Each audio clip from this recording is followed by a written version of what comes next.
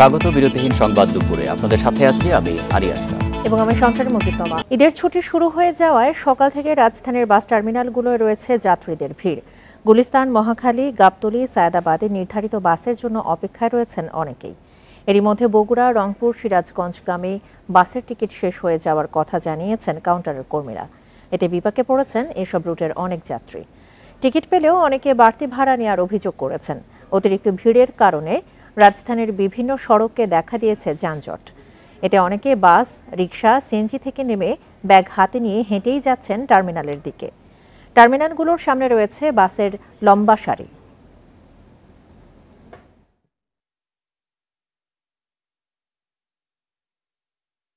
কাউন্টারে টিকিট পাচ্ছিলাম না, ময়মনসিংহ যাব, 3 ঘন্টা 4 ঘন্টা লাগবে, আরো খুব ঝামেলা বাচ্চা কাচ্চা নিয়ে। আমরা আসলে এখানে যে ঠিক করে দাঁড়িয়ে টিকিট কাটবো, লাইনে দাঁড়িয়ে এই ব্যবস্থাও নাই। ভোরে এসেও সে দুপুর হয়ে যাচ্ছে, পৌঁছাতে পৌঁছাতে বিকাল হয়ে যাবে। গতকালকে প্রায় 3.5 ঘন্টা ওয়েট করছি, তারপরে ফেরত যেতে হয়েছে, রাতে গাড়ি ছিল না। সকাল 5টা বাজে আসছি, 8টা বাজে টিকিট পাইছি, এখনো বাসের কোনো দেখাই নাই। কেউ একজন দাঁড়ায় আছে 2 ঘন্টা লাইনে, ওই সাইডে আমাকে নিজে অফার করতেছে টিকিট 600 টাকা, 300 টাকা টিকিট 600 টাকা অফার করতেছে। এইভাবে টিকিট ব্ল্যাকিং হচ্ছে সব জায়গায় প্রায়। অনলাইনে আগাম টিকিট মেলেনি, তাই স্বজনদের সাথে ঈদ করতে স্ট্যান্ডিং টিকিটেই ঢাকা ছাড়ছেন নগরবাসী। কানায় কানায় পূর্ণ বগিতে লম্বা সময় দাঁড়িয়ে যাত্রায় বাধা হতে পারছে না তাদের কাছে। তবে চাপ থাকলেও সকালে কমলাপুর থেকে সময় মতো ছেড়েছে ট্রেন। এ যেন এক প্রতিযোগিতা, কার আগে কে উঠবে ট্রেনে। দরজা দিয়ে উঠতে না পেরে অনেকেই বগিতে ঢুকছেন জানালা দিয়ে। আর এ চিত্রের দেখা মিলেছে কমলাপুরের 3 নম্বর প্ল্যাটফর্মে একতা এক্সপ্রেস ট্রেনটি ঢুকলে। শুধু একতা নয়, প্রায় সব ট্রেনেই একই অবস্থা। অনলাইনে টিকিট না পেয়ে দূরের যাত্রায় ভরসা এখন স্ট্যান্ডিং টিকিট, আর তাতেই কানায় কানায় পূর্ণ প্রতিটি বগি। জামু যেভাবে জামু ভাই, কষ্ট হলে পরেও যাইতে হবে। আর যাবো আমরা পঞ্চগড়, এখন ঈদে বাবা মার সাথে ঈদ করবে, একটা আনন্দ। এখন এই কষ্ট আমাদের কষ্ট মনে হয় না। আর এই স্ট্যান্ডিং টিকিটের কারণে ভোগান্তিতে পড়তে হয়েছে সিটের যাত্রীদের। তবে স্বজনদের সঙ্গে ঈদ করার উচ্ছ্বাসে বাধা হতে পারছে না কিছুই। আমার কাছে 3টা ব্যাগ থাকায় আমার মনে হয় না যে আসলে আমি এখানে উঠতে পারবো, কিন্তু ফাইনালি উঠতে পেরেছি, আমার বেশ ভালো লাগছে। স্বাচ্ছন্দ্যে টিকিট পেয়েছি, স্বাচ্ছন্দ্যে যাচ্ছি, সবার সাথে প্রিয়জনের সাথে ঈদ করবো, ভালো লাগছে। জনসংখ্যা বেশি, যাত্রীরা অনেক দাঁড়ায় যাইতেছে, ভোগান্তি আছে আর কি। এদিকে সব ট্রেনই ঠিক সময়ে ছেড়েছে জানিয়ে রেলওয়ে বলছে যাত্রীর চাপ সামাল দিতে নেওয়া হয়েছে পর্যাপ্ত ব্যবস্থা। আজকে সকাল থেকে এখন পর্যন্ত যে ট্রেনগুলো গিয়েছে সবগুলো যথাসময়ে ছেড়ে গিয়েছে, এবং এতে করে যাত্রী সাধারণ অত্যন্ত সন্তোষ প্রকাশ করেছেন, এবং অনেক যাত্রীরা উচ্ছ্বাস প্রকাশ করেছেন। ঈদ যাত্রার 3য় দিনে 2 জোড়া বিশেষ ট্রেন সহ মোট 72 জোড়া ট্রেন ঢাকা ছাড়ছে। নূরে জান্নাত, ইন্ডিপেন্ডেন্ট নিউজ, ঢাকা। ঈদ যাত্রা নিয়ে আরও জানাতে যোগ দিচ্ছেন সহকর্মীরা। শুরুতেই সায়েদাবাদ বাস টার্মিনাল থেকে যোগ দিচ্ছেন সহকর্মী বনি ইবনে কামাল। বনি, টার্মিনালের বর্তমান পরিস্থিতি জানাবেন। বাড়তি ভাড়া নেওয়ার কোনো অভিযোগ কি আছে?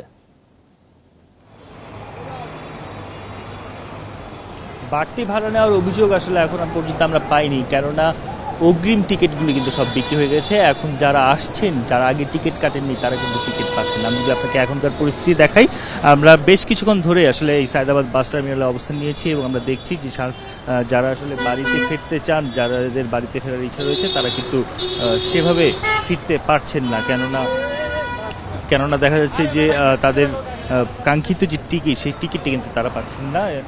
এবং আমরা এখন পর্যন্ত বাস কাউন্টারের যারা রয়েছেন সংশ্লিষ্টরা, টিকিট বিক্রির সংশ্লিষ্টরা, তাদের সঙ্গে কথা বলছিলাম। তারা আমাদেরকে বলছিলেন যে অগ্রিম টিকিটই তারা সব বিক্রি করেছেন। এই মুহূর্তে আসলে দেবার মতো তেমন কোনো টিকিট নেই। তবে 2-1টি পরিবহন, ছোট যে পরিবহন সংস্থা কোম্পানিগুলো রয়েছে, তাদের কাছে কিছু টিকিট রয়েছে, সেগুলো মানুষজন কিনছেন বা পাচ্ছেন বলে আমরা জানতে পেরেছি।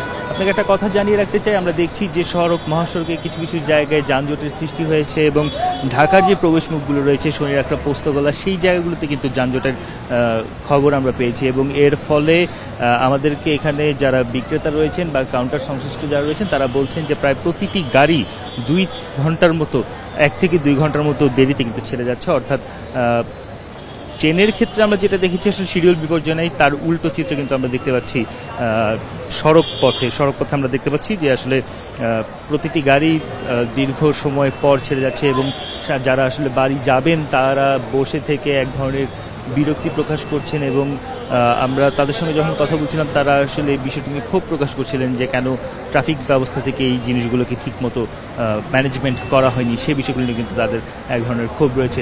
তবে সাধারণ মানুষ বলছেন যে যারা আসলে আগে টিকিট কাটেননি তারা যে টিকিট পাচ্ছেন না সেই বিষয়টি নিয়ে তারা আফসোস করছেন, এবং যারা অগ্রিম টিকিট কেটেছিলেন তারা কাউন্টারে এসে অপেক্ষা করছেন এখন বাড়ি ফেরার জন্য। আমরা কাউন্টারের সংশ্লিষ্টদের সঙ্গে যখন কথা বলছিলাম তারা কিন্তু বলছিলেন যে পূর্ণাঙ্গ যে ব্যবস্থাপনা সে ব্যবস্থাপনা তারা সম্পূর্ণ করেছেন, কিন্তু রাস্তার যানজটের কারণে গাড়ি আসতে দেরি হচ্ছে, এবং এই যানজটের দেরি যেটা দেখছি আমরা, যেহেতু আরও আগামী 2 দিনও কিন্তু মানুষ বাড়ি ফিরবে, সেক্ষেত্রে এরকম যানজটের পরিস্থিতি যদি বহাল থাকে সেক্ষেত্রে এই যে শিডিউল বিপর্যয় বা শিডিউলের যে ডিলের ব্যাপারটা যেটা এখন 1-2 ঘন্টার মতো রয়েছে সেটা কিন্তু আরও অনেকটা বেড়ে যেতে পারে বলে ধারণা করা হচ্ছে। আমরা শুধু যে দক্ষিণবঙ্গ, বরিশাল, চট্টগ্রাম সেই জায়গাগুলোতেই এমন অবস্থা তা কিন্তু নয়, এছাড়াও অন্যান্য উত্তরবঙ্গের দিকেও এরকম অবস্থা বলে কিন্তু আমরা জানতে পেরেছি। তো সার্বিকভাবে এখন পর্যন্ত আমরা যতটুকু বুঝতে পারছি যে রাজধানী ছাড়ার জন্য মানুষের চাপ কিন্তু এখন অনেকটাই বেড়েছে। সকালে আমরা বাসে যে চাপটা দেখেছিলাম জুমার নামাজের পর সেই চাপটা কিন্তু প্রায় দ্বিগুণ হয়েছে, এবং সকালে ট্রেনে আসলে যতটুকু চাপ ছিল সেই চাপটাও কিন্তু বিকেলবেলা বাড়ছে বলে আমরা জানতে পেরেছি। সার্বিকভাবে বলা যায় যে সাধারণ মানুষ বা যারা ঘরমুখো মানুষ তাদের যে বাড়ি ফেরার চাপ সেটা কিন্তু অনেকটাই বেড়েছে, এবং আগামীকালকেও এই চাপটা অনেকটা বাড়বে বলে কিন্তু মনে করছেন সংশ্লিষ্টরা। বনি, আপনি থাকবেন আমাদের সাথে। আমরা এবার একটু কল্যাণপুর বাস টার্মিনালের খবর জানবো, সেখান থেকে যুক্ত আছেন সহকর্মী বুদ্ধদেব কুণ্ড। বুদ্ধদেব, কল্যাণপুর বাস টার্মিনালে যাত্রীর চাপ কেমন দেখতে পাচ্ছেন? কোনো ভোগান্তি আছে কিনা?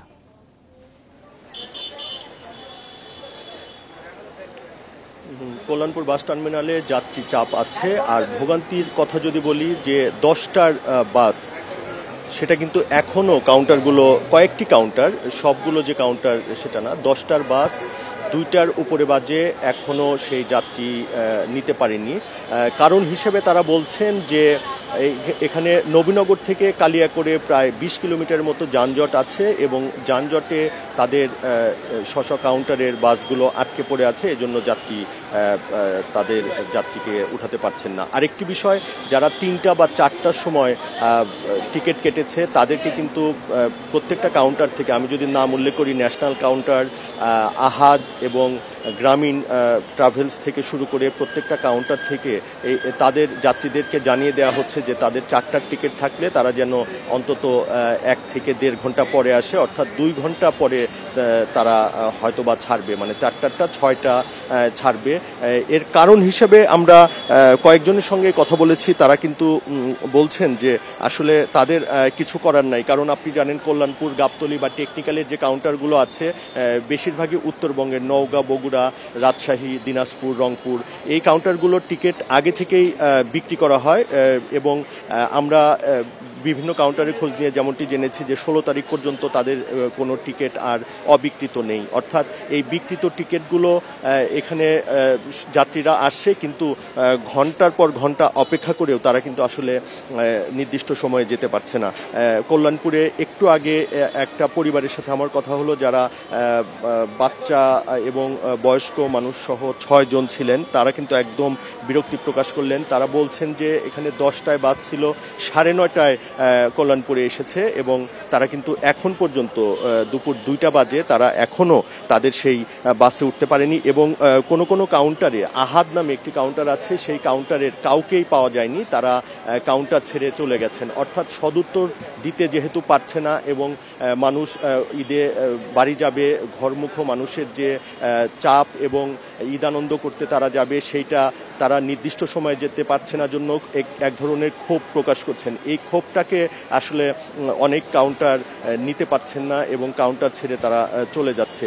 আমরা একটু আগে টেকনিক্যালে গিয়েছিলাম, টেকনিক্যালে বেশ কিছু কাউন্টারেও কিন্তু একই অবস্থা।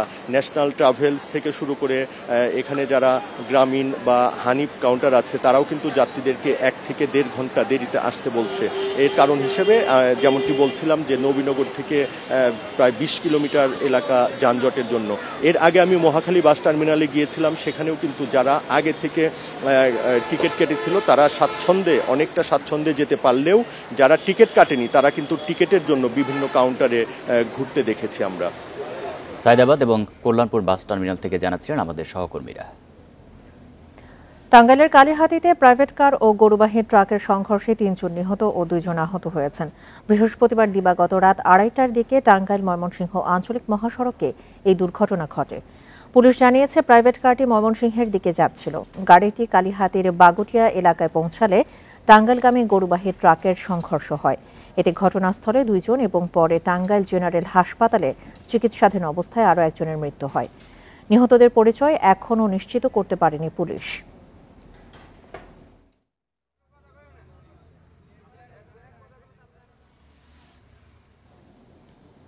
ঈদে ঘরমুখ মানুষের ঢলে মহাসড়কগুলোতে বেড়েছে গাড়ির চাপ।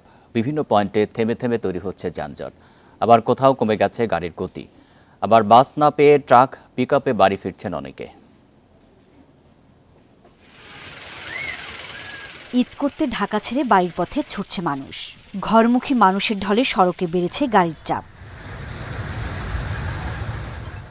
দক্ষিণাঞ্চলমুখী সড়কে তেমন ভোগান্তি না থাকলেও পদ্মা সেতু এলাকায় গিয়ে কমে যাচ্ছে গাড়ির গতি।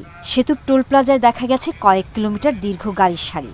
অপেক্ষা করতে হচ্ছে টোল দেয়ায়। হানি ফ্লাইওভার থেকে যানজটের জন্যই আসলে পার হইতে অনেকটা সময় লেগে গেছে। জ্যাম ছিল বাবুবাজার ব্রিজটার ওইখানটায়, আর এইখানে আসার পর আর কি সেতুর থেকে 7 কিলোমিটার আগ থেকে জ্যাম ছিল। ঢাকা ময়মনসিংহ মহাসড়কে যাত্রীদের ভোগান্তিতে পড়তে হচ্ছে গাজীপুরের চান্দনা চৌরাস্তা এলাকায়।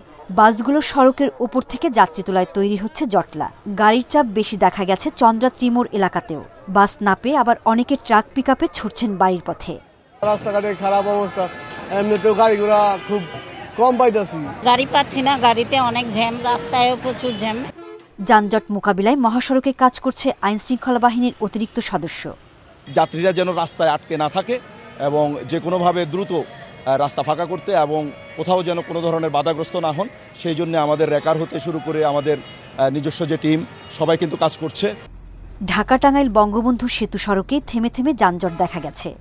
রাস্তায় অনেক জ্যাম, এজন্য গাড়ি পিছনে রেখে হাঁটতে থাকতে সমস্যা। চাপ বাড়ায় ঢাকা চট্টগ্রাম মহাসড়কে কমেছে গাড়ির গতি। এছাড়া যানবাহনে অতিরিক্ত ভাড়া নেওয়ার অভিযোগ রয়েছে। পদ্মা সেতুর কারণে পাটুরিয়া দৌলদিয়া রুটে কমেছে গাড়ি, তাই এই পথে ঈদের আগেও নির্বিঘ্নে চলাচল করছেন যাত্রীরা। সোহেলি জাহান, ইন্ডিপেন্ডেন্ট নিউজ। ঈদযাত্রায় সড়ক পরিস্থিতি নিয়ে আরও জানাতে গাজীপুর ও কুমিল্লা থেকে যুক্ত হচ্ছেন সহকর্মীরা। প্রথমে গাজীপুর থেকে জানাবেন সহকর্মী আবুল হাসান। আবুল হাসান, গাজীপুরের রাস্তার পরিস্থিতি জানাবেন, বিশেষ করে যে সমস্ত এলাকায় যানজটের সৃষ্টি হয়, বিশেষ করে চান্দনা চৌরাস্তা এবং চন্দ্রা মোড়ে, সেখানকার কি পরিস্থিতি?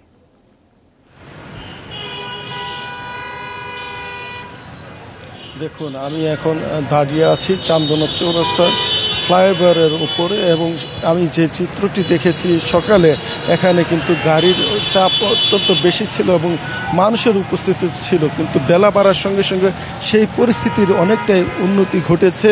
আপনি নিশ্চয়ই দেখতে পাচ্ছেন যে এখানে যে গাড়ি আছে সকালের তুলনায় এখন কিন্তু গাড়ির চাপ অনেকটাই কমে গেছে। তবে একটি কথা আপনাকে বলে রাখি যে এই মানুষের চাপ কিন্তু অব্যাহত রয়েছে। বিশেষ করে যে তৈরি পোশাক কারখানার শ্রমিক, তাদের অনেকগুলো কারখানায় কিন্তু আজকে ছুটি হয়েছে এবং যাদের কারখানা ছুটি হয়েছে তারা পত্র নিয়ে পরিবার পরিজনকে সঙ্গে নিয়ে তারা কিন্তু ছুটছেন বাড়ির উদ্দেশ্যে এবং তাদের যে জটলা সেটি কিন্তু চান্দনা চৌরাস্তার বিভিন্ন স্থানে রয়েছে এবং যে বাস কাউন্টারগুলো রয়েছে সেই বাস কাউন্টারে কিন্তু তাদের ভিড় রয়েছে অপেক্ষমান গাড়ির জন্য। এবং যাত্রীদের সঙ্গে আমি কথা বলে যেটি জেনেছি যে তাদের যে সংখ্যা, যেভাবে তারা বাড়ি ছুটছেন সেই তুলনায় তাদের জন্য যে গাড়ি, সেই গাড়ি অত্যন্ত কম এবং যেই গাড়িগুলো বিশেষ করে ঢাকা থেকে আসছে সেই গাড়িগুলোর বেশিরভাগই কিন্তু যাত্রী ভর্তি থাকছে। ফলে এখান দিয়ে চান্দনা চৌরাস্তা থেকে যে যাত্রীরা উঠবেন সেই পরিস্থিতি কিন্তু অনেকটাই নেই। ফলে অনেক যাত্রী বাধ্য হয়ে ট্রাক, পিকআপ বা খোলা গাড়িতে করে যেভাবে পারছেন শেষ মুহূর্তে তারা কিন্তু বাড়ি ছুটছেন এবং অনেকেই জীবনের ঝুঁকি নিয়ে বেশি ভাড়া দিয়ে তারা কিন্তু গন্তব্যে যাওয়ার জন্য চেষ্টা করছেন। এবং চন্দ্রা ত্রিমোড় এলাকার কথা যদি এখন বলি, যে ঢাকা টাঙ্গাইল মহাসড়কের কবিরপুর থেকে কালিয়াকুর বাইপাস পর্যন্ত যে অংশটি রয়েছে সেখানে কিন্তু গাড়ির ধীরগতি রয়েছে এবং সেখানেও যে বাস কাউন্টারগুলো রয়েছে সেই বাস কাউন্টারগুলোতে অপেক্ষমান শত শত যাত্রীরা রয়েছেন গাড়ির জন্য এবং সেখানে অনেক গাড়ির যেগুলো রিজার্ভ করা গাড়ি ছিল, যারা পোশাক শ্রমিক রিজার্ভ করেছিলেন সেই গাড়িগুলো কিন্তু সেখানে লম্বা লাইন করে পার্কিং করে রাখা হয়েছে। সেই গাড়ির সঙ্গে সঙ্গে যে গাড়িগুলো ঢাকা থেকে আসছে, বিশেষ করে উত্তরবঙ্গের যে 22টি রুটের গাড়ি এই চন্দ্রা তিমুর দিয়ে চলাচল করে, সেই গাড়িগুলো আসা মাত্রই কিন্তু লোকজন সেই গাড়িতে চড়ার চেষ্টা করছে, কিন্তু সেখানেও উপচে পড়া ভিড় রয়েছে গাড়িগুলোতে। ফলে এক ধরনের গাড়ির সংকট কিন্তু দুইটি স্থানে আমরা দেখেছি এবং যাত্রীরা বলছেন যে এই যে গাড়ি সংকট সেটিকে কাজে লাগিয়ে পরিবহন যারা সংশ্লিষ্ট রয়েছেন তারা কিন্তু বেশি ভাড়া হাঁকাচ্ছেন, বেশি দামে তাদের কাছে ভাড়া নিতে চাচ্ছেন, এরকম অভিযোগ কিন্তু যাত্রীরা করছেন।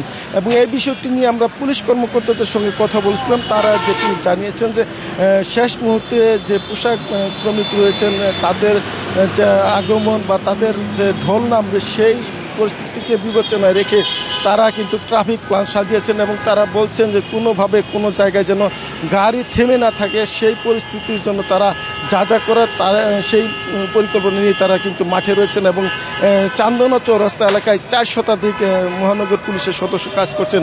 একইভাবে চন্দ্রা এলাকায় হাইওয়ে পুলিশের পাশাপাশি জেলা পুলিশের সদস্যরা কাজ করে যাচ্ছেন এবং বিকাল 4টার দিকে এখানে পুলিশের যে মহাপরিদর্শক তিনি আসার কথা রয়েছেন এবং তিনি এই দুটো পয়েন্টই কিন্তু সরেজমিনে দেখবেন এবং ট্রাফিক ব্যাপারে যে শৃঙ্খলার ব্যাপারে যে দিক নির্দেশনা সেটি দিবেন বলে এখান থেকে পুলিশ কর্মকর্তারা আমাদেরকে জানিয়েছেন। এবং এখন যে পরিস্থিতি আমি দেখছি যে চান্দনা চৌরাস্তায়, চান্দনা এলাকায় এবং ভোগড়া বাইপাস এলাকায় যেটি দুটোই কিন্তু যানজট প্রবণ এলাকা এবং এই দুটো পয়েন্টে এখন গাড়ির জটলা রয়েছে, কিছুটা ধীরগতি রয়েছে, কিন্তু অন্য প্রান্তে কিন্তু গাড়ি স্বাভাবিক গতিতে চলছে। মোটা তাকে বলা চলে যে টঙ্গী থেকে শুরু করে আবদুল্লাপুর বা অন্য যে প্রান্তে সকালে কিছুটা যানজট ছিল সেই পয়েন্টগুলোতে কিন্তু এখন স্বাভাবিক গতিতে গাড়ি চলাচল করছে। এই ছিল গাজীপুরের সড়ক পরিস্থিতির খবর। আবুল হাসান, আপনি থাকবেন আমাদের সাথে, আমরা একটু কুমিল্লা রাস্তার পরিস্থিতি জানবো। সেখান থেকে যুক্ত আছেন সহকর্মী তানভীর খন্দকার। তানভীর, কুমিল্লায় কি পরিস্থিতি দেখতে পাচ্ছেন? রাস্তায় যানজট কেমন, আর শৃঙ্খলা রক্ষায় পুলিশের পক্ষ থেকে কি ব্যবস্থা নেওয়া হয়েছে? কুমিল্লাতে ঢাকা চট্টগ্রাম মহাসড়কের যে 110 কিলোমিটার, সেই 110 কিলোমিটারে কিন্তু আমরা সকাল থেকে দেখেছি বেশ কয়েকটি জায়গার মধ্যে জটলা ছিল। তবে বেলা 11টার দিকে চান্দিনার বেলাশ্বরে একটি গার্মেন্টসের শ্রমিকরা আসলে আন্দোলন করে, তারা মহাসড়কের উপরে এসে মহাসড়ক অবরোধ করে এবং সেই সময় কিন্তু সকাল 11টা থেকে এখন দুপুর 2টা পর্যন্ত সেই অবরোধের যে দুই পাশ, সেই দুই পাশ পর্যন্ত কিন্তু 10 কিলোমিটার যানজট হয়। সেটি নিরসন করার জন্য কিন্তু এখন পুলিশ চেষ্টা করছে। আমি এখন যে জায়গাটি আছি সেটি হচ্ছে সেই চান্দিনা এলাকা, চান্দিনা বাজার এলাকাতে এখন যেই অংশটি দেখানো হচ্ছে সেখান থেকে কিন্তু ঢাকা চট্টগ্রামমুখী যে বাসগুলো সেটি কিন্তু আসতে পারছে না, অর্থাৎ মহাসড়ক কিন্তু এদিকে ফাঁকা হয়ে আছে, অর্থাৎ ওই পাশে যানজট থাকায় এই পাশে কিন্তু যাত্রীরা আসতে পারছে না, যে কারণে কিন্তু রাস্তার দুই পাশে অসংখ্য যাত্রী কিন্তু বাসের জন্য অপেক্ষা করছেন, তারা কিন্তু বাস পাচ্ছেন না বলে আমাদেরকে জানিয়েছেন। কিন্তু হাইওয়ে পুলিশ বলছে তারা যে এলাকায় অবরোধ করা হয়েছিল সেই জায়গাটিকে আসলে অবরোধকারীদেরকে সরিয়ে দেওয়া হয়েছে এবং যান চলাচল স্বাভাবিক করা হয়েছে। আর এইদিকে যদি একটু আমি ঢাকামুখী সড়কের চিত্র দেখাই তাহলে দেখতে পাবেন যে এখন কিন্তু ঢাকামুখী যে সড়কটি সেখানে প্রচন্ড গাড়ির চাপ রয়েছে। এখান থেকে খুবই ধীর গতিতে যানবাহন আসলে ঢাকামুখে যাচ্ছে, কারণ অবরোধের কারণে যে 10 কিলোমিটার যানজট তৈরি হয়েছিল সেটি ছাড়িয়ে এখন যানবাহনগুলো একসাথে ছুটছে এবং মাঝপথে যে বাজার এলাকা এবং জনবহুল এলাকাগুলো পড়ছে সেগুলো পার করে তারা আসতে কিন্তু প্রচন্ড ধীর গতিতে আসছে। অর্থাৎ আজকে এই শুক্রবার হলো যারা চট্টগ্রামে এবং চট্টগ্রাম থেকে ঢাকার দিকে যাবেন এবং ঢাকা থেকে চট্টগ্রামমুখী হবেন সেই সব জেলার মানুষজন কিন্তু মূলত জুমার পরেই আসলে রাস্তায় নেমেছেন তারা বাড়ি ফেরার জন্য। কিন্তু আর জুমার আগেই এই অবরোধের ঘটনা ঘটেছিল, যে কারণে কিন্তু 11টা থেকে 12:30 পর্যন্ত 1.5 ঘন্টা ঢাকা চট্টগ্রাম মহাসড়ক বন্ধ ছিল এবং এখন দুপুর 2:15 বাজে এখনো পর্যন্ত কিন্তু মহাসড়কের অবস্থা স্বাভাবিক হয়নি। আমরা হাইওয়ে পুলিশের সাথে কথা বলেছি, তারা বলেছে যে এই চান্দিনা এলাকায় এবং দাউদকান্দি টোল প্লাজা এলাকায় যেখানে যানবাহনের ধীর গতি রয়েছে সেই জায়গাগুলোতে অতিরিক্ত পুলিশ মোতায়েন করা হয়েছে। সেখানে কিন্তু আমরা দেখেছি যে নির্বাহী ম্যাজিস্ট্রেটগণ আছে, সেখানে তারা ডিউটি পালন করছেন, যাতে কোনো ধরনের দীর্ঘ যানজট তৈরি না হয়। আর সেই ক্ষেত্রে আজকে সন্ধ্যার পরও কিন্তু মহাসড়কে এক ধরনের যাত্রীদের চাপ থাকবে এবং যানবাহনের চাপ থাকবে। আরেকটি বিষয় হচ্ছে যে আমরা দেখেছি যে আজ সকাল থেকে কিন্তু মহাসড়কে প্রচুর পরিমাণে ট্রাক, লরি এবং কাভার্ড ভ্যান রয়েছে। অর্থাৎ চট্টগ্রাম বন্দর থেকে বিভিন্ন পণ্যবাহী ট্রাকগুলো কিন্তু দ্বিগুণ পরিমাণে আমরা দেখেছি যে ঢাকামুখী যাচ্ছে, যে কারণে কিন্তু এই ভারী পণ্যবাহী ট্রাকের কারণেও মহাসড়কে এক ধরনের ধীরগতি তৈরি হচ্ছে এবং বলা যায় যে এই অবরোধ আর ধীরগতির পরিবহনের কারণে মহাসড়কে এখন যে পরিস্থিতি সেটি খুবই নাজুক পরিস্থিতি। এখন কোনো বাজার এলাকাতে যদি কোনো কারণে অচল অবস্থা তৈরি হয় তাহলে কিন্তু এই পরিস্থিতি সারিয়ে তোলা খুবই কঠিন হবে। আর আমরা কিছুক্ষণ আগে কথা বলেছিলাম কুমিল্লা জেলা প্রশাসক এবং পুলিশ সুপারের সাথে। তারা জানিয়েছেন যে তারা মহাসড়ক পরিদর্শন করবেন এবং কোথাও কোনো সমস্যা থাকলে সেগুলো নিরসনের জন্য তারা আসলে সে ধরনের নির্দেশনা দিবেন। তো এই ছিল আমার কাছে কুমিল্লা থেকে মহাসড়কের সর্বশেষ তথ্য। গাজীপুর এবং কুমিল্লা থেকে জানাচ্ছেন আমাদের সহকর্মীরা। মহাসড়কে গাড়ির চাপ থাকলেও যানজট নেই। এবারের ঈদযাত্রা স্বস্তিদায়ক বলে জানিয়েছেন আওয়ামী লীগের সাধারণ সম্পাদক ওবায়দুল কাদের। দুপুরে রাজধানীর ধানমন্ডিতে এই কথা জানান তিনি। ওবায়দুল কাদের বলেন, এবার সড়কে দুর্ঘটনা রোধে মনোযোগী মন্ত্রণালয়, তবে মহাসড়কে পশুর হাট গাড়ির চাপ সৃষ্টি করে। জনগণের দুর্ভোগ এড়াতে সংশ্লিষ্টদের ব্যবস্থা নিতে নির্দেশনা দেওয়া হয়েছে।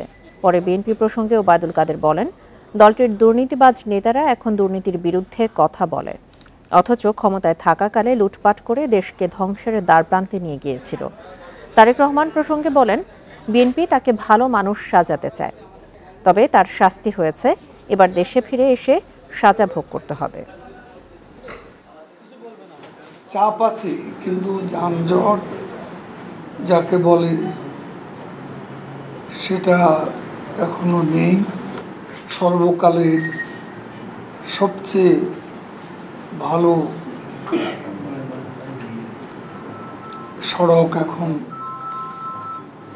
শেখ হাসিনার সরকারের আমলে হয়েছে। এবার বিকাশ ঈদ কেনাকাটার খবর।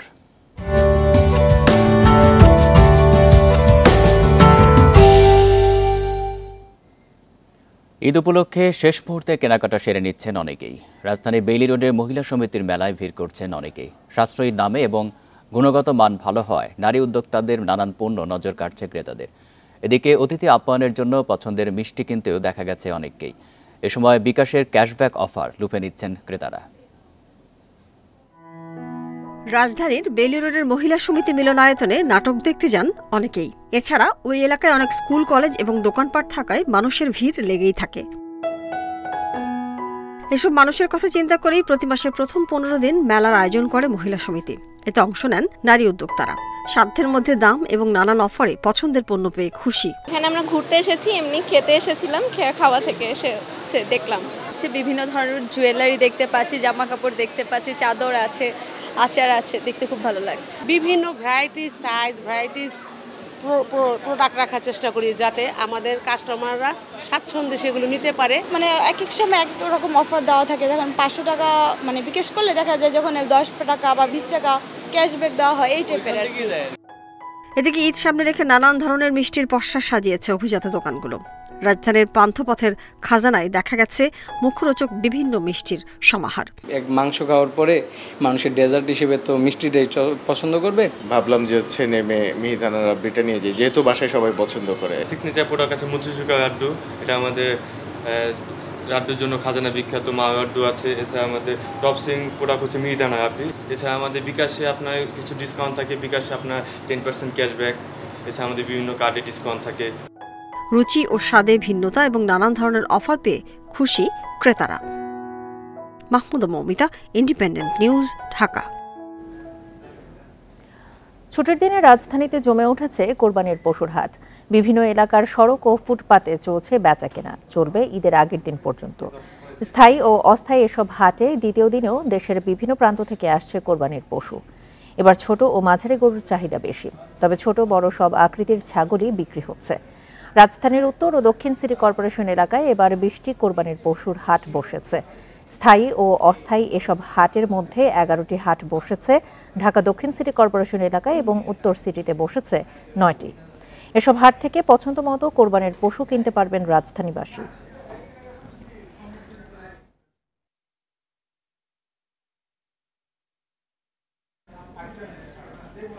রাজধানীর বিভিন্ন স্থানে কোরবানির পশুর হাট বসলেও বেচা কেনা এখনও জমেনি বলছেন বিক্রেতারা। তবে আজ থেকে বিক্রি বাড়ার আশা তাদের। কোরবানির পশুর হাট নিয়ে আরো জানাতে এই মুহূর্তে যোগ দিচ্ছেন আমাদের সহকর্মীরা। শুরুতে যাচ্ছে রাজধানীর গাবতলী পশুর হাটে, সেখান থেকে যোগ দিচ্ছেন আমাদের সহকর্মী আদিলুর রহমান। আদিলুর, মাঝে তো আর দুদিন বাকি, এরপরেই ঈদ। কোরবানির হাটের বেচা কেনা কেমন দেখছেন এবং ক্রেতারা কি বলছেন দাম নিয়ে?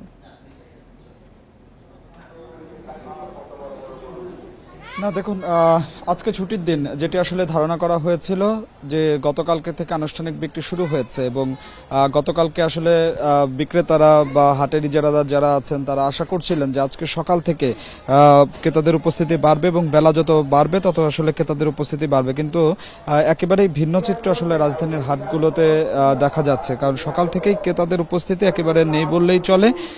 শনিবার এবং রোববার এই দুই দিন আসলে হাতে আছে। তবে হাটে এর মধ্যে যারা আসছেন, দু একজন ক্রেতা যারা আসছেন, তারা তাদের পছন্দসই গরুটি আসলে কেউ কেউ কিনেও নিচ্ছেন। আবার অনেকে দাবি করছেন যে তারা পছন্দসই গরু আসলে যে দামের বা যে বাজেট তাদের রয়েছে সেই দামের মধ্যে আসলে তারা পাচ্ছেন না। বিক্রেতা যারা আছে, যেহেতু আসলে এখনো আজকের দিন বাদেও আরো 2 দিন সময় আছে হাতে, বিক্রেতারা দাম ছাড়ছেন না, এমন দাবিটি আসলে ক্রেতাদের অনেকেই আসলে করছেন, যে কারণে তারা কোরবানির পশুটি কিনতে পাচ্ছেন না, সেই দাবি আসলে তাদের রয়েছে। অন্যদিকে বিক্রেতাদের মধ্যেও আমরা এক ধরনের হতাশা দেখেছি। তার কারণ হচ্ছে বিক্রেতারা বলছেন যে একেবারেই ক্রেতা শূন্য হাট রয়েছে। কারণ আমি এই মুহূর্তে গাবতলী হাটে আছি। গাবতলী হাটে সাধারণত এই সময়টিতে, অর্থাৎ ঈদের এই 2 দিন বাকি আছে, এই সময়টিতে ক্রেতাদের উপস্থিতি অনেক বেশি থাকে এবং ক্রেতাদের উপস্থিতিতে একদম হাঁকডাকে মুখর থাকে, ক্রেতা বিক্রেতাদের হাঁকডাকে মুখর থাকে হাটটি। কিন্তু সেই পরিস্থিতি আসলে এবার দেখা যাচ্ছে না। তবে এরপরেও বিক্রেতারা ধারণা করছেন যে আজকে জুম্মার নামাজের পরে বিকেলের দিকে ক্রেতাদের উপস্থিতি বাড়বে এবং আগামীকাল এবং রোববার 2 দিন ক্রেতাদের উপস্থিতি বেশি থাকবে এবং বিক্রেতারা যারা বিভিন্ন জেলা থেকে এসেছেন কোরবানির পশু নিয়ে, তারা কোরবানির পশুগুলো আসলে বিক্রি করতে পারবেন। আপনাকে একটু বলে রাখি যে হাটে বরাবরের মতোই ছোট এবং মাঝারি সাইজের যে গরুগুলো আছে সেই গরুর চাহিদাই অনেক বেশি এবং ক্রেতা যারা আছেন তারা কিন্তু আসলে সেই দিকেই বেশি ঝুঁকছেন। এই কারণে বড় গরু যারা নিয়ে এসেছেন, অর্থাৎ কেউ কোনো বিক্রেতা বলছেন যে তিনি 15 লাখ টাকার গরু নিয়ে এসেছেন, 20 লাখ টাকার গরু নিয়ে এসেছেন, 10 লাখ টাকার গরু নিয়ে এসেছেন, সেই গরুগুলোর বিক্রি কিন্তু আসলে একেবারে নেই বললেই চলে। অর্থাৎ বড় গরুর যে ক্রেতা, সেই বড় গরুর ক্রেতার এক ধরনের সংকট কিন্তু আসলে বাজারে তৈরি হচ্ছে। অর্থাৎ আমরা বাজার ঘুরে আসলে যেটি আসলে দেখতে পাচ্ছি, বিভিন্ন হাট ঘুরেই ক্রেতাদের উপস্থিতি আসলে একেবারেই কম। এখন ক্রেতা উপস্থিতি না বাড়লে বেচা বিক্রি কিন্তু আসলে জমজমার যে কোরবানির পশুর হাট সেটি আসলে হবে না। তবে আশা করা হচ্ছে যে আজকে বিকেল থেকে কোরবানির পশুর হাটগুলোতে ক্রেতাদের যে উপস্থিতি, সেই উপস্থিতি বাড়বে। এর পাশাপাশি আপনাকে বলে রাখি যে হাটে ক্রেতা বিক্রেতাদের আর্থিক যে নিরাপত্তা, সেই নিরাপত্তার জন্য আইনশৃঙ্খলা বাহিনীর সদস্য তারা যেমন তৎপর রয়েছেন, অন্যদিকে আর্থিক নিরাপত্তার জন্য ডিজিটাল লেনদেনের যে ব্যবস্থা, সেই ব্যবস্থাটি আসলে করা হয়েছে। অর্থাৎ হাটে ব্যাংকের ব্যবস্থা আছে, ব্যাংকের মাধ্যমে সরাসরি বিক্রেতা যারা আছেন তাদের কোরবানির পশুটি বিক্রি করে সরাসরি কিন্তু তার অ্যাকাউন্টে টাকা পাঠাতে পারবেন। তো অর্থাৎ সব মিলিয়ে বলা যায় যে হাট এখনো জমে ওঠেনি, বিক্রেতারা অপেক্ষা করছেন ক্রেতাদের জন্য। তো আমার কাছে গাবতলী হাট থেকে আদিলুর, আপনি আমাদের সঙ্গে থাকুন। এই মুহূর্তে আমরা যাচ্ছি বগুড়ায়, সেখান থেকে জানাবেন আমাদের সহকর্মী জজিফ হোসেন। জজিফ, আমরা রাজধানীর পশুর হাটের খবর শুনছিলাম, বগুড়াতে পশুর হাটের কি অবস্থা দেখতে পাচ্ছেন? দাম কেমন হাঁকাচ্ছেন বিক্রেতারা?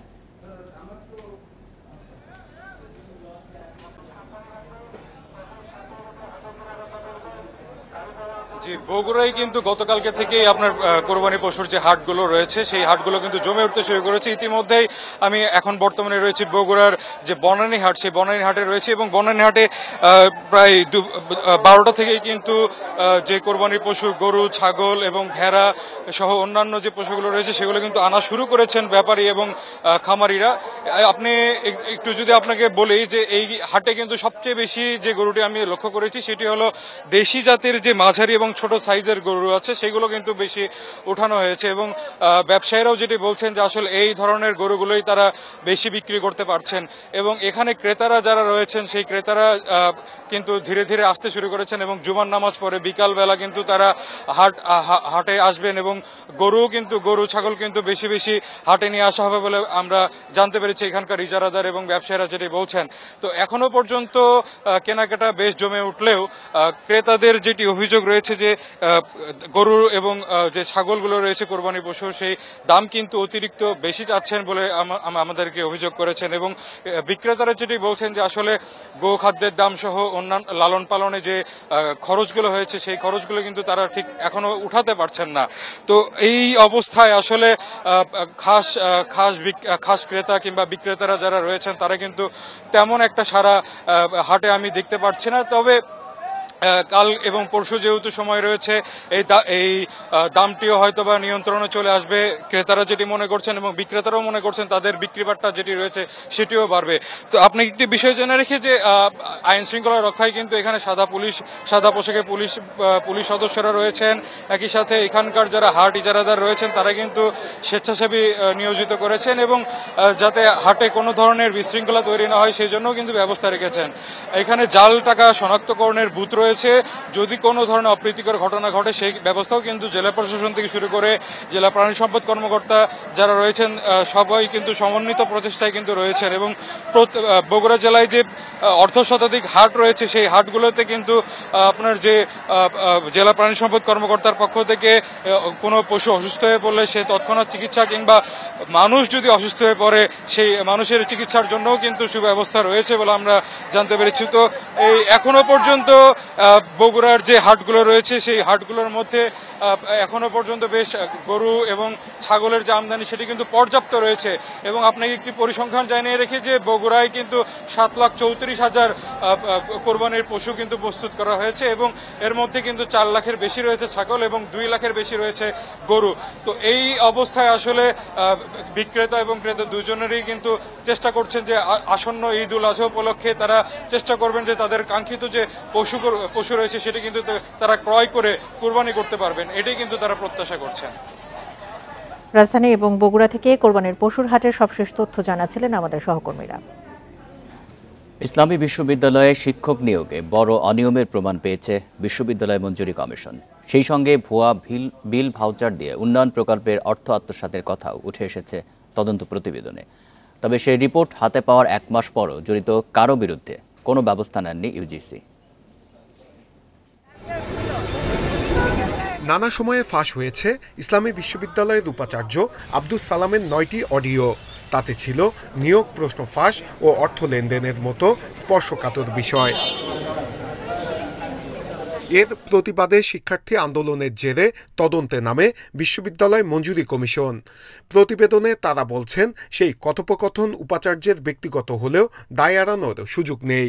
এছাড়া সিন্ডিকেটের অনুমোদন ছাড়া শিক্ষক কর্মকর্তাদের পদোন্নতির প্রমাণও পেয়েছেন তারা। এগুলো তদন্ত করে যদি প্রকৃত অর্থে সত্য হয়ে থাকে তার বিরুদ্ধে ব্যবস্থা নেওয়া হচ্ছে, যেই হোক। একজন বিশ্ববিদ্যালয়ের বিরুদ্ধে যখন এ সমস্ত আর্থিক বিষয় নিয়ে প্রশ্ন আসবে এবং তার স্বচ্ছতার জন্য আমি মনে করি একটা সঠিক তদন্তের মধ্যে দিয়ে সত্যটাকে উদ্ঘাটন করে তার বিরুদ্ধে ব্যবস্থা নেওয়া। বিশ্ববিদ্যালয়ে 537 কোটি টাকার মেগা প্রকল্পের আওতায় হচ্ছে 9টি 10তলা ভবন। এখানেও অনিয়মের প্রমাণ পেয়েছে ইউজিসি। সেই সঙ্গে আছে ভুয়া বিলে 6 কোটি 25 লাখ টাকা আত্মসাতের অভিযোগ। এ বিষয়ে প্রাথমিক প্রমাণ মেলায় অধিকতর তদন্তের সুপারিশ করেছে ইউজিসি। তবে উপাচার্য বলছেন সবকিছু হয়েছে নিয়ম মেনে।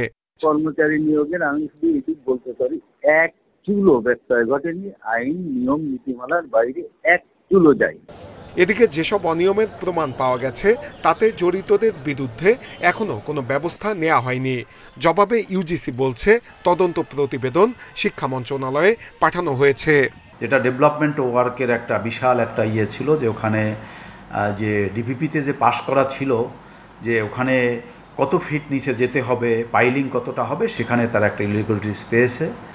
এছাড়া উপাচার্য তার ব্যক্তিগত কাজে বিশ্ববিদ্যালয় তহবিলের অর্থ খরচ করছেন বলেও প্রমাণ পাওয়া গেছে ইউজিসির তদন্তে। নূরে আলম, ইন্ডিপেন্ডেন্ট নিউজ, ঢাকা। আপনারা দেখছেন বিরতিহীন সংবাদ দুপুর। সংবাদে আরো যা থাকছে। ঈদের আগে বাজারে বেড়েছে মশলার দাম। এক সপ্তাহে এলাচ, জিরা, আদার দাম বেড়েছে 10 ভাগ।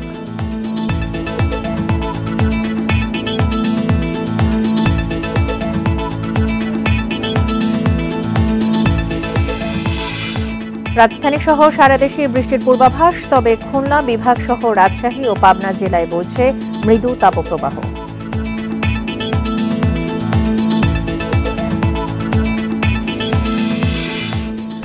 ঈদ সামনে রেখে বেড়েছে সব ধরনের মশলার দাম। এলাচের কেজি 3 থেকে 3,500, দারুচিনি 600 আর লবঙ্গের কেজি 1,500 টাকা। একই অবস্থা আলু বোখরা, কিশমিশ থেকে শুরু করে জয়ত্রী গোলমরিচেরও। এছাড়া আদা, রসুন, পেঁয়াজের বাজারও চড়া। কোরবানির ঈদ সোমবার, সে কারণেই বাজারের তালিকার প্রথম সারিতেই আছে মশলা। আর সে চাহিদার কথা মাথায় রেখেই পসরা সাজিয়েছেন দোকানিরা।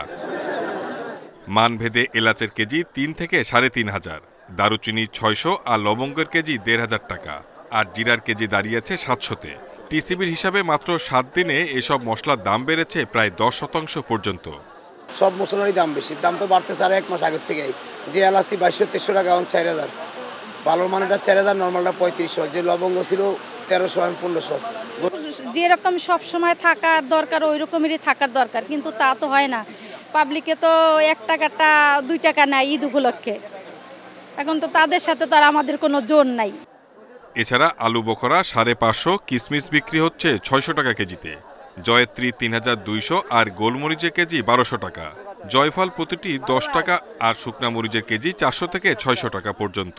সরবরাহের সংকট না থাকলেও ব্যবসায়ীরা বাড়তি মুনাফার জন্য দাম বাড়িয়েছেন বলে অভিযোগ করছেন ক্রেতারা। মন্ত্রণালয় থেকে যদি এটা নিয়ন্ত্রণের একটা হাত বাড়াইতো তাইলে হয়তো কিছুটা নিয়ন্ত্রণে থাকতো। আগে যেমন 10,000 টাকা বেতন পাইছি, তো সব কেনাকাটাও দেখা গেল কিছু রয়েছে। এখন মনে করেন 10,000 টাকা বেতনে কিছু হয় না। চড়া আদা রসুনের দামও মানভেদে রসুন বিক্রি হচ্ছে 220 থেকে 250 টাকা পর্যন্ত। 260 টাকা নিচে মিলছে না আদা। পেঁয়াজ 85 আর 1 কেজি আলুর জন্য গুনতে হচ্ছে কমপক্ষে 60 টাকা।